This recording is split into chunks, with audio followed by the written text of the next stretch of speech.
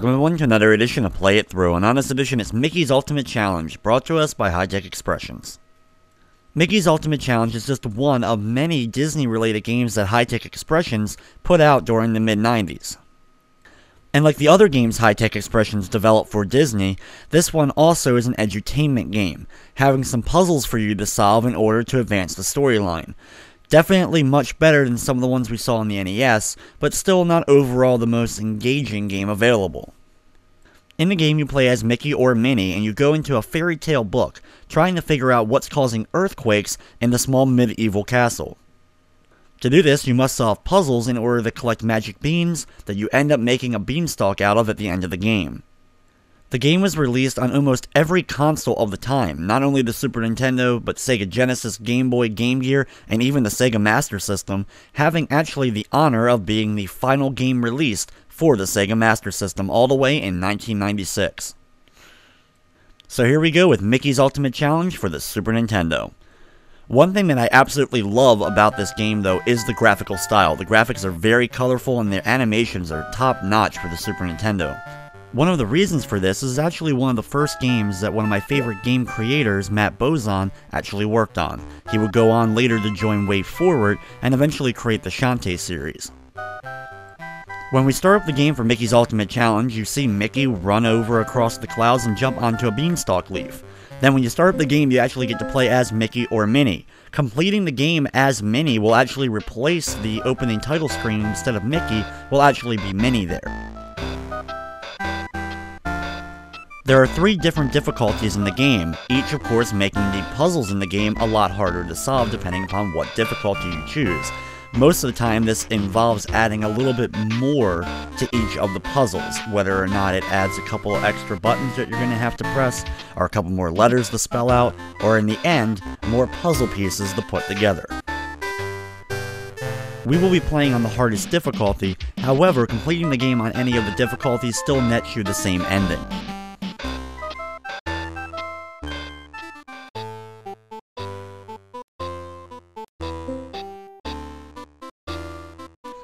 When we begin the game, you have Mickey dropping from the sky, and he finds out that he's in the Kingdom of Beanwick. The ground then immediately starts shaking, and that Mickey is now basically going to try to find out what's causing all these earthquakes here. When you actually get control of Mickey for the first time, you'll see that he actually walks rather slowly in the game, but that's okay because thankfully we don't have to travel too far overall in this game. Start off by jumping over to the left side and entering the first door. Walking over to the right, we'll meet one of the first characters of the game and have to solve our first puzzle. Our first puzzle involves us jumping from letter to letter on different books. We have to jump on the correct letters in order to spell out a hidden word. Once you're able to solve each of the puzzles, you get a special item that you then have to give to another character in the game in order to get a magic bean. Basically, the letters are all spelled out for you, and each of the columns is, of course, the next letter in the alphabet. Jumping on a particular letter will either add it to the hidden word if it's actually in the word below, or it'll just make the book actually disappear with that letter, signifying that, of course, you've already tried that letter. Thankfully, as long as you don't fall off, you can just keep bouncing from letter to letter until eventually you get the word correct. The words don't really have any real meaning, it seems like, with anything in particular, so it's kind of a wild goose chase trying to figure out the word when you first get the couple letters. Overall though, the jumping works relatively well as long as you don't have to try to do too far of jumps. Jumping from one book to a very far book, of course, will end up causing you to fall down, but thankfully it doesn't really hurt anything. There's no lives to be lost in the game. You just start at the very beginning and have to work your way back through. This is pretty much the same for all the puzzles in the game, as you'll just be able to retry and retry until eventually you're able to get every other one of the puzzles solved. Here though, our first word ends up being together. As we moved all the way over to the right side, collecting the letters T and R, we now have to backtrack to the left once I've realized what the word is, in order to get to the letter G that we skipped over before.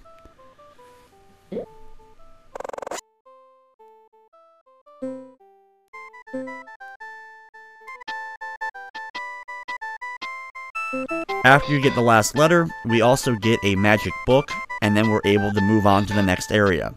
exit out of the room that we're currently in, and then head back up to the same platform that we met with the Weasel Guard just a few minutes ago. Then travel along to the right and jump up the tree branch leaves in order to get to the tower at the top here and enter the next door to run into a very familiar Disney character.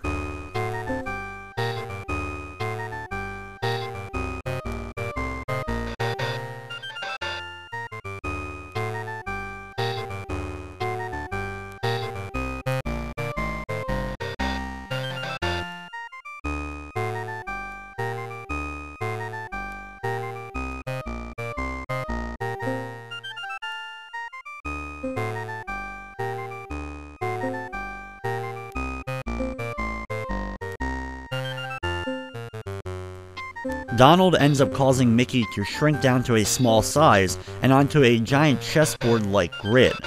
Your goal in here, though, is to solve the puzzle by pushing all the potions into the magic mirror, allowing them to regrow and allowing Donald to then mix them in order to figure out how to re-enlarge Mickey. This is actually my favorite puzzle overall in the game, and the different difficulties basically add more puzzles to this.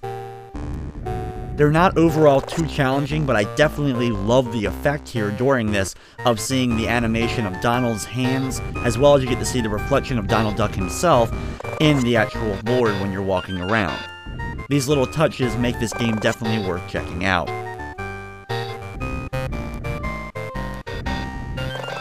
Thankfully also though, the sliding puzzles themselves are not too difficult to solve, as most of them are pretty self-explanatory of easily able to push different potions over and right up into the actual mirror. As far as sliding block puzzles go in games, I have to say this is probably one of the easier ones that I've had to deal with over time. The only real difficulty comes in ones like this one, where you have to do a lot of walking around in order to get the potions into the exact correct spots, so you can then push them up into the mirror. It's a little bit time consuming, but not too challenging.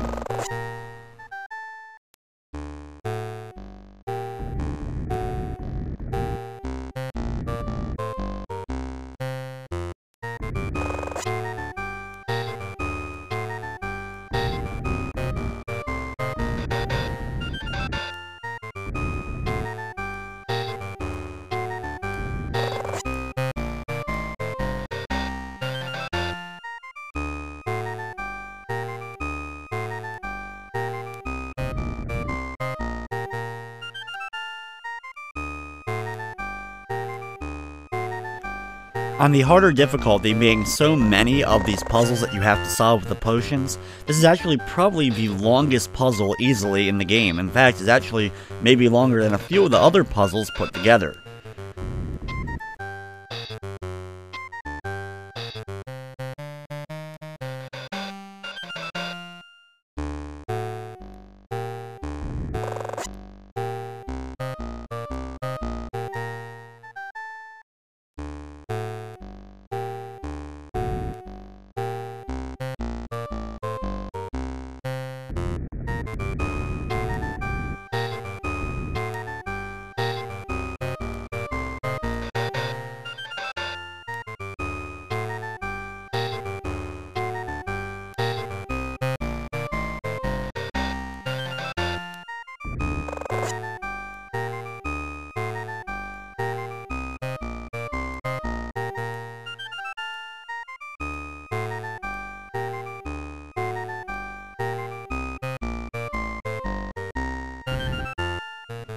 Finally though, we are down to the very last potion here that we have to push inside the mirror. Once I'm able to walk myself all the way around this maze one last time, we will finally be able to enlarge Mickey once again and get our next magical item.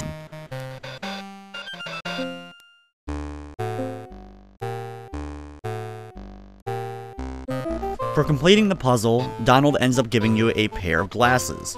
With the glasses now in hand, travel back to the first room, the library, that we were at the beginning of the game. When you make it here, once again go over and talk to the person here and say that you actually have a gift for them and give them the spectacles. By giving the right person the right item, you end up getting yourself one of the magic beans, and of course once you have all the magic beans, we're able to complete the game. Now, for the magic book itself, that goes to Donald, so work your way back over to the tower, and now do the same thing you just did here with Donald in order to get the next magical bean. You technically could have exited the tower and then walked right back in, but for some reason I just like the little extra walking here that we did to go back and forth between the two rooms.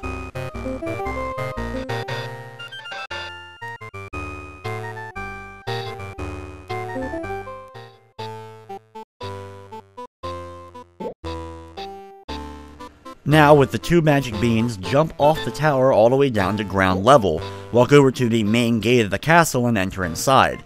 Here you'll run into Daisy. There's apparently a thick layer of dust over a ton of paintings here. Of course, being on the hardest difficulty, there's a lot more paintings than on the easier ones, and basically you have to just play a matching game here. There's actually multiple sets of each picture, so once you see one King Mickey, for example, there's actually going to be 3 other King Mickeys in order for you to find one in order to get a matchup. Now, you do have a time limit, and as you can see, as the candle will pulsate, and once the candle eventually burns out, you'll have to restart from the beginning, though you do have a very good amount of time in order to get through this.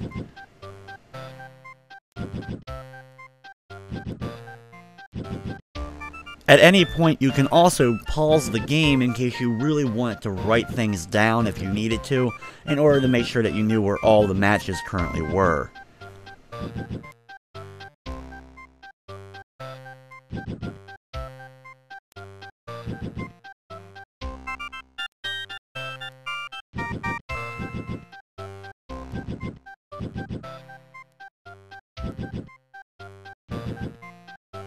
Once again, not an overall real challenging puzzle, but the time limit definitely gets you on your toes a little bit.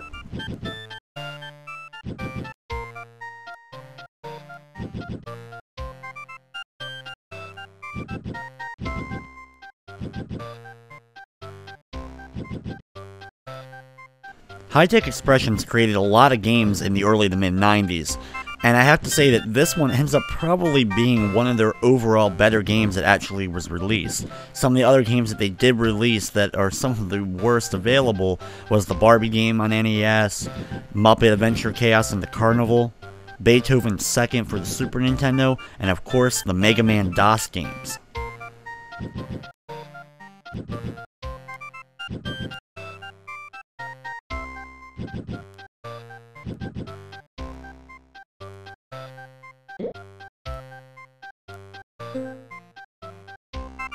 After unveiling all the paintings in their correct matching pair, we then get a large chunk of gold that we'll eventually have to give to the blacksmith. But for now, we're just going to go over to the left side here and enter the Drawbridge room. Here we see Huey, Dewey, and Louie, and they're saying that the drawbridge cannot be opened because it's stuck. In order to get it unstuck, we now have to jump on one of 4 different buttons. You start off with, of course, only one button press, and then every cycle they add another button press, eventually growing and growing, until eventually you have to go through a ton of different correct button presses in order to get the drawbridge open. If unfortunately you hit the wrong one, the drawbridge ends up resetting and you have to restart. Of course, on the harder difficulties, there's a lot more buttons overall that you're going to have to press. Thankfully, there's no real time limit on it, so you can actually write down, if you need to, all the correct button presses in their sequential order in order to complete it.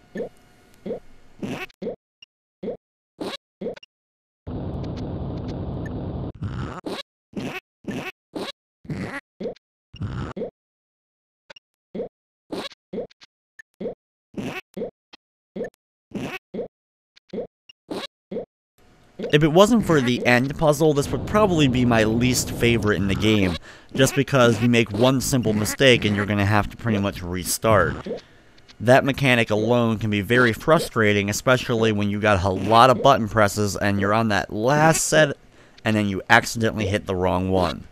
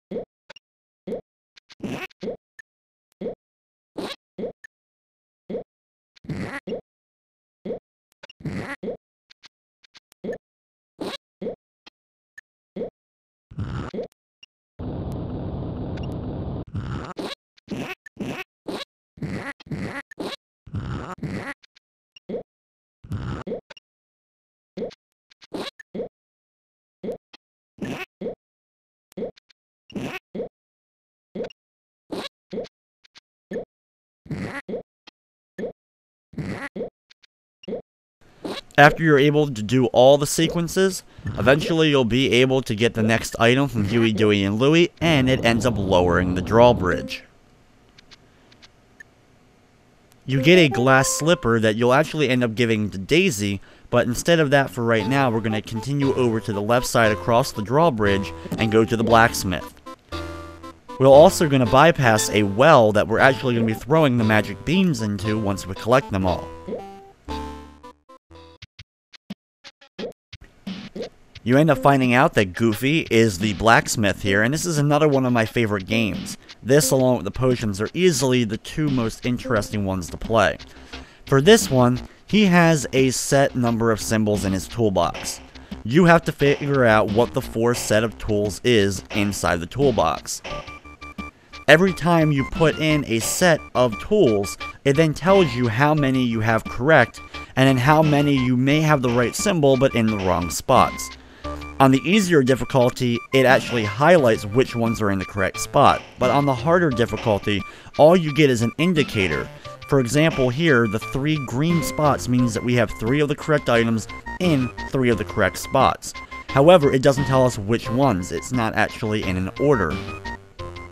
You then put in your next guess and hope that things either improved or got worse, indicating which ones you had correct and which ones you didn't have correct. Thankfully, you don't have to put in a full set of symbols. You can just put 1 or 2 down to figure out exactly which ones go where. You have a certain amount of guesses though before you end up running out and having to restart. You have to do this 3 different times, and each time he adds another tool to the mix, making of course figuring out the 4 set combo of tools a lot harder. This kind of deduction puzzle is actually one of my favorite types of puzzles to deal with in games, and there's been a few video games over time that have done something similar.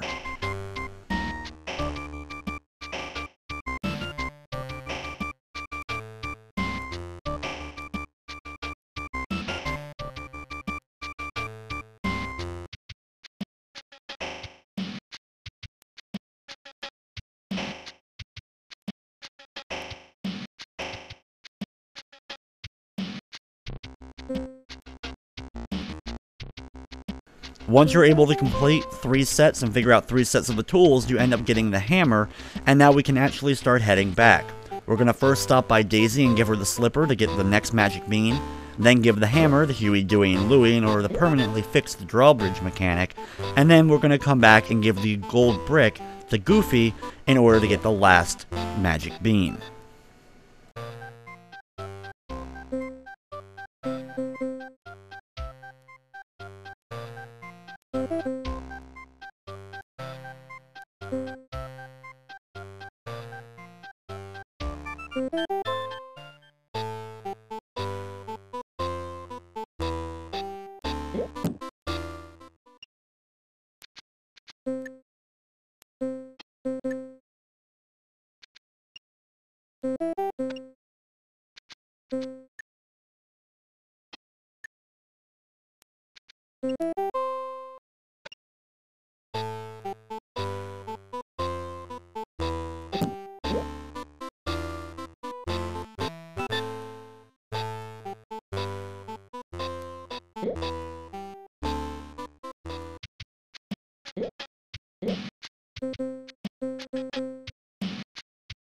After you have all the magic beans in your possession, head over to the well and Mickey will automatically throw all the beans into the well. A giant beanstalk will end up growing, and then you'll have to climb it in order to get into the clouds.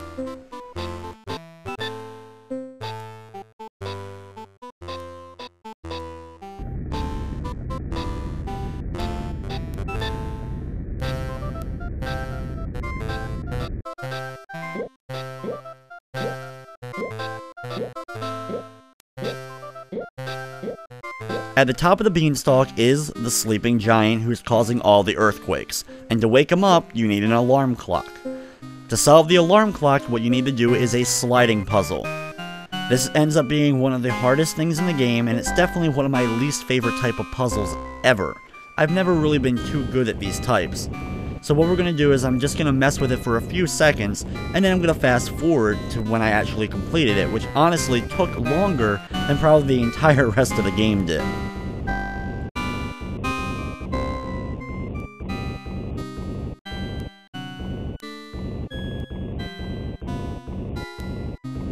Once you're able to get all the puzzle pieces in the correct order, the alarm ends up going off, waking up the giant, and you can sit back and enjoy the ending to Mickey's Ultimate Challenge.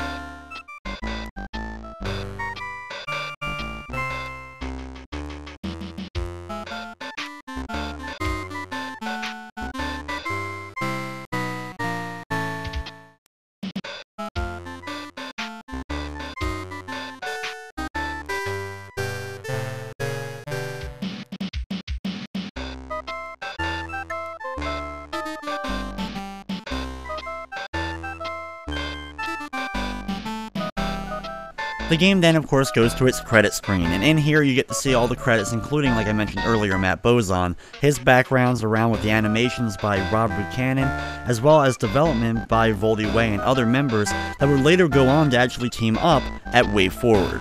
That's easily one of the reasons why this game stands out amongst all of the other high-tech expression games, and is worth at least giving a little bit of a look to.